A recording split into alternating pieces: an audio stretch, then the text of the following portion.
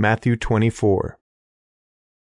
Jesus went out from the temple and was going on his way. His disciples came to him to show him the buildings of the temple, but he answered them, "You see all of these things, don't you? Most certainly I tell you, there will not be left here one stone on another that will not be thrown down." As he sat on the Mount of Olives, the disciples came to him privately, saying, "Tell us, when will these things be? What is the sign of your coming and of the end of the age?" Jesus answered them, "Be careful that no one leads you astray. For many will come in my name, saying, 'I am the Christ,' and will lead many astray. You will hear of wars and rumors of wars. See that you aren't troubled, for all this must happen, but the end is not yet.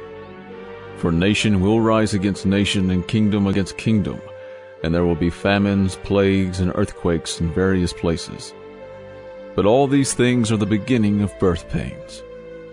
Then they will deliver you up to oppression and will kill you. You will be hated by all of the nations for my name's sake. Then many will stumble and will deliver up one another and will hate one another. Many false prophets will arise and will lead many astray. Because iniquity will be multiplied, the love of many will grow cold. But he who endures to the end, the same will be saved. This good news of the kingdom will be preached in the whole world for a testimony to all the nations, and then the end will come. When, therefore, you see the abomination of desolation, which was spoken of through Daniel the prophet, standing in the holy place, let the reader understand. Then let those who are in Judea flee to the mountains. Let him who is on the housetop not go down to take out things that are in his house. Let him who is in the field not return back to get his clothes. But woe to those who are with child and to nursing mothers in those days. Pray that your flight will not be in the winter, nor on a Sabbath. For then there will be great oppression such as not been from the beginning of the world until now. No, nor ever will be. Unless those days had been shortened, no flesh would have been saved. But for the sake of the chosen ones, those days will be shortened.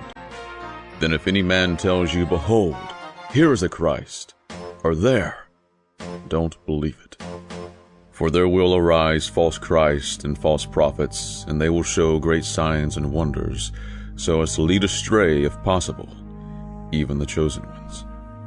Behold, I have told you beforehand. If therefore they tell you, 'Behold, he is in the wilderness,' don't go out. 'Behold, he is in the inner rooms,' don't believe it. For as the lightning flashes from the east and is seen even to the west, so will be the coming of the Son of Man.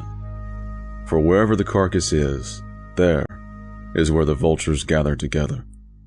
But immediately after the depression of those days, the sun will be darkened, the moon will not give its light, the stars will fall from the sky, and the powers of the heavens will be shaken.